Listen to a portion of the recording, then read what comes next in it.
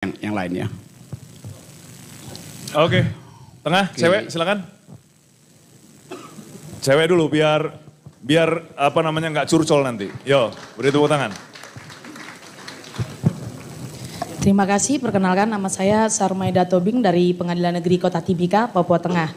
Jadi izin Pak untuk menanggapi sedikit teman saya agar pandangannya balance mengenai apa yang dimaksud tadi teman-teman yang dialami hakim wanita. Kalau saya mungkin pengalamannya sedikit berbeda karena memang mungkin latar belakang, mungkin juga budaya sehingga beda pemahamannya. Saya tidak pernah merasa sebagai perempuan itu terdiskriminasi dalam pikiran saya sendiri. Tapi betul bahwa itu terjadi di luar kita Pak.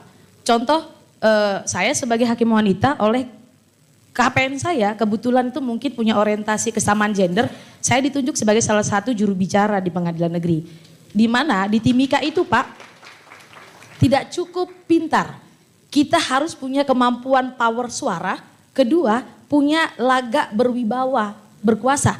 Agar apa? Bisa suruh orang diam dulu. Baru mendengarkan kita bicara. Sehingga bagi saya yang seperti itu butuh. Laki-laki yang berpikir kesamaan gender bukan di kami masalahnya. Masalahnya adalah mungkin yang berkedudukan sebagai pimpinan laki-laki memberikan kesempatan yang sama.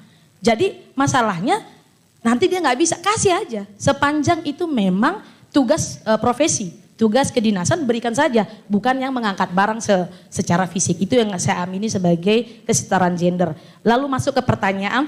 Tadi berawal yang saya tangkap Pak Rocky sampaikan, contoh yang pertama mencari bagi kami 3 masalah. Ternyata jawabannya 2 yang salah dalam tulisan, 1 kebohongan Anda. Itu 3 permasalahannya. Bagi kami Pak, dididik berulang-ulang sebagai hakim itu contohnya saat ini judicial activism.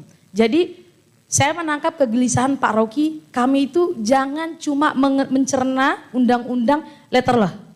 Saya tangkapnya tadinya seperti itu Pak. Saya cuma mau menjelaskan ke Pak Rocky bahwa kami diajarkan itu tidak cukup hanya undang-undang hukum positifnya. Tapi ada judicial activism dan kalau Pak Rocky mengikuti perkembangan terbaru di Mahkamah Agung, katanya sedang disusun perma tentang restoratif justice. Itu di tempat kami sendiri, saya dengan teman-teman di Timika itu menerapkan dalam banyak putusan. Sehingga itu saya kira tidak menjadi masalah. Kedua, mohon izin teman-teman kalau ini contoh yang populer seperti tadi Pak Rocky sebutkan, Presiden tadi sebut saya lupa, kata binatang ya Pak ya. Saya menangkap maksud Bapak kenapa marah dengan penjelasan logika tadi. Itu harusnya nggak jadi masalah yang harus diatur undang-undang. Saya tangkap maksud Bapak.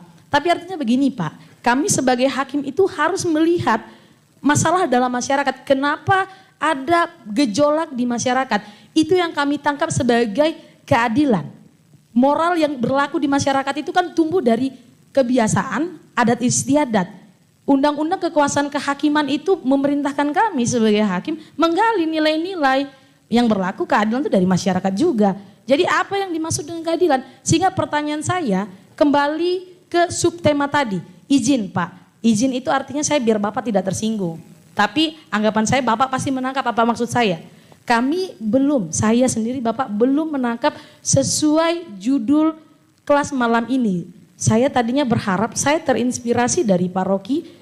Apa sih yang menjadi pedoman kami sebagai hakim agar membuat putusan itu sesuai dengan nilai keadilan, kepastian dan kemanfaatan. Demikian Bapak, terima kasih. Terima kasih Timika. Ya, ini yang disuka oleh Pak Rocky ya, disuka oleh Pak Rocky untuk apa namanya melawan semua pendapat apa yang disampaikan itu ya.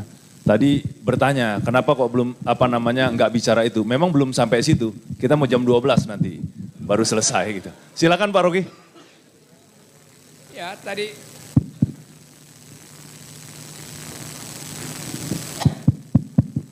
tadi saya mulai dengan kontroversi itu. Mulai dengan foto di belakang itu. Karena saya mau bongkar. Saya ingin jujur mengatakan itu. Kenapa? Karena yang saya uraikan tadi adalah soal reason, bukan soal passion. Yang basisnya adalah local wisdom. Saya nggak bicara itu. Jadi demi kejujuran saya katakan, local wisdom itu adalah kumpulan moral yang dipelihara secara otentik oleh pemain-pemain anggota dari komunitas itu. Tetapi kalau kita abstrakkan, ada sejumlah local wisdom yang justru membuat perempuan gak berdaya. Local wisdom pertama,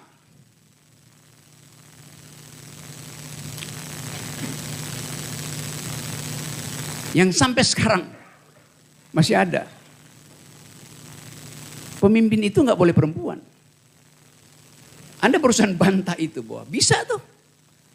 Tetapi local wisdom lokal itu sepotong fungsinya untuk menghasilkan kesetaraan perempuan. Karena itu kita mesti pergi pada parameter-parameter yang lebih jauh.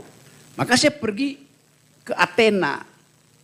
Tapi kalau kita bilang, ya tapi itu kan mitologi. Oh iya, mitologi itu justru bagian yang paling bagus untuk membelah persoalan konkret. Kalau kita belajar sinopsis hukum itu, kita selalu melihat bagaimana misteri itu diselesaikan di dalam mitologi. Entah itu mitologi Minang, apalagi mitologi Yunani yang lebih lengkap yang ditulis oleh Iliad atau Homer itu. Nah ini yang saya nggak lihat diajarkan di Fakultas Hukum. Sehingga selalu didalilkan bahwa ada hukum positif yang harus kita ikuti. Dan ada hukum lokal yang juga harus kita ikuti. Local wisdom itu seringkali menjadi local kingdom. Saya beri contoh ya, yang kemudian saya dibully. Di NTT, dalam yang menganggap perempuan yang baru melahirkan, dia harus tinggal di dapur selama 40 hari. Ada satu daerah di NTT yang memakai local wisdom itu. Dan tidak boleh makan daging. Dia harus tinggal bersama anaknya di situ. Ini riset yang saya kutip. Lalu pertanyaannya, apakah local wisdom itu memuliakan perempuan atau tidak? Sekarang kita uji dengan ilmu pengetahuan. Dapur itu adalah produsen karbon dioksida, timbal, plumbum, timah hitam. Kenapa ibu dan anaknya harus disuruh tinggal di dapur? Kedua, anak dan ibunya tidak boleh makan daging. Bukankah daging sumber protein pertama bagi bayinya? Kalau kita pakai perspektif feminis, kita akan uji dalil local wisdom itu dari prinsip kepentingan laki-laki yang patriarki yang tidak menginginkan istrinya tahu bahwa selama 40 hari laki-laki itu boleh pergi cari perempuan lain. Karena istrinya ada di dapur. Laki-lakinya mungkin istrinya nggak boleh akses kamar di depan itu. Itu namanya critical analysis tuh. Tapi kemudian saya bahkan mau dilaporkan, Rocky Gerung menghina local wisdom. Bukan saya menghina, saya menunjukkan akibat dari local wisdom itu IQ anak-anak itu drop, stunting karena tidak dapat protein yang seharusnya hak dia tuh. Hukum bekerja di mana di situ? Pro pada local wisdom itu atau pro pada masa depan generasi di tempat di mana local wisdom dibuat? Tapi saya tahu kemarahan orang terhadap local wisdom. Seolah-olah local wisdom itu adalah betul-betul wisdom. Padahal itu local wisdom yang basisnya patriarki. Local kingdom yang ada di situ. Bukan wisdom. Kepentingan patriarki kita bongkar di situ. Jadi kejujuran berargumentasi itu nggak ada hubungannya dengan upaya untuk merendahkan tempat yang lain. This all about reason. Saya menerangkan itu betul-betul dengan kepala aja, tanpa passion di situ, tanpa sentimen. Saya terangkan dengan argumen aja. Poin-poin itu. Jadi saya paham bahwa ada semacam kecemasan kalau ucapan ini menjadi semacam gangguan terhadap local wisdom. Gak ada, saya nggak ada urusan dengan local wisdom. Yang saya periksa adalah rasionalitas dari local wisdom itu. Saya kasih cerita lain. Bukan di Indonesia, di luar negeri. Tanggal 4 Februari berapa hari lagi ini. Hari Valentine. Hari cinta kasih.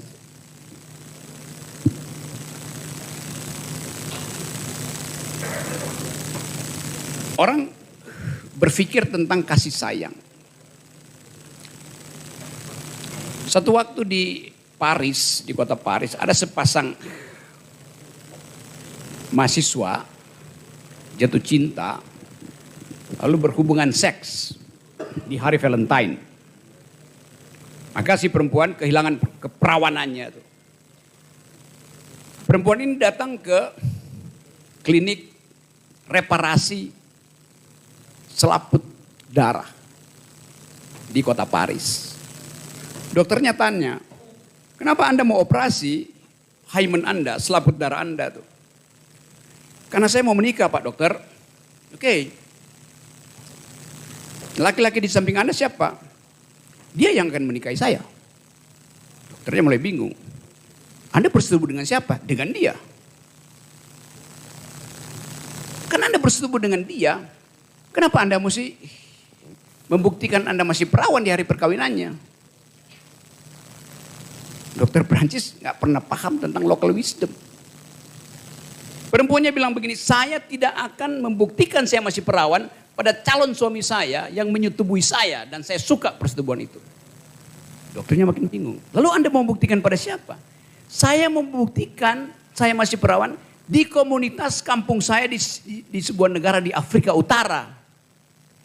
Karena di situ berlaku prinsip bahwa perempuan begitu dia menikah malam harinya 2 jam setelah malam pengantin dia mesti angkat spraynya untuk memperlihatkan pada seluruh penduduk desa itu bahwa dia masih perawan, bercak darah ada di spraynya. Dia nggak ingin membuktikan pada suaminya. Dia membuktikan pada tuntutan komunitas yang lokal wisdomnya berkata begitu. Dan di Indonesia juga dulu masih ada cerita semacam itu. Jadi si perempuan berbohong demi local wisdom. Kan itu masalahnya. Itu di kota Paris. Di Los Angeles, setiap Valentine, klinik reparasi selaput darah perempuan didatangi bukan oleh anak 17-18 tahun, tapi oleh perempuan yang udah buat apa? Buat membuat heboh suaminya ketika bersetubuh, suaminya di acara Valentine tahu bahwa dia masih perawan. Buat melucu. 2 peristiwa yang sama ditafsirkan secara berbeda. Di Paris untuk berbohong, di Los Angeles buat melucu. Suaminya kaget, kok kamu masih perawan? Karena operasinya sebentar. 20 menit selesai dia perawan lagi. Untuk mengolok-olok fasilitas yang disediakan oleh peradaban bahwa harus ada keperawanan sebelum pernikahan tuh. Kan itu poinnya tuh. Apa bedanya keahlian ginekolog di Paris dengan di Los Angeles? Sama-sama lulusan FK UI. Sama-sama memakai peralatan ginekolog buatan Philips.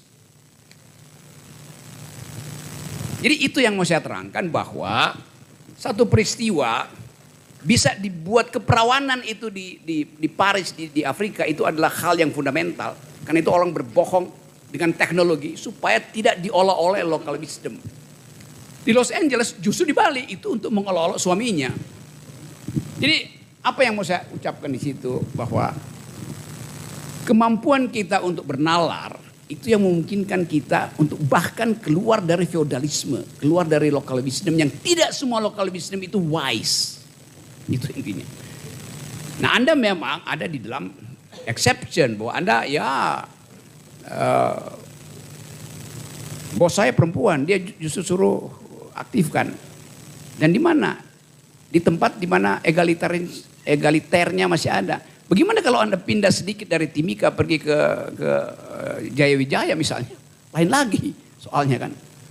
Tapi saya mengerti bahwa Anda mau tunjukkan bahwa tidak semua peristiwa itu berlaku prinsip yang sama. Oke. Dan bagian itu yang kita gembirakan hari ini. Terima kasih.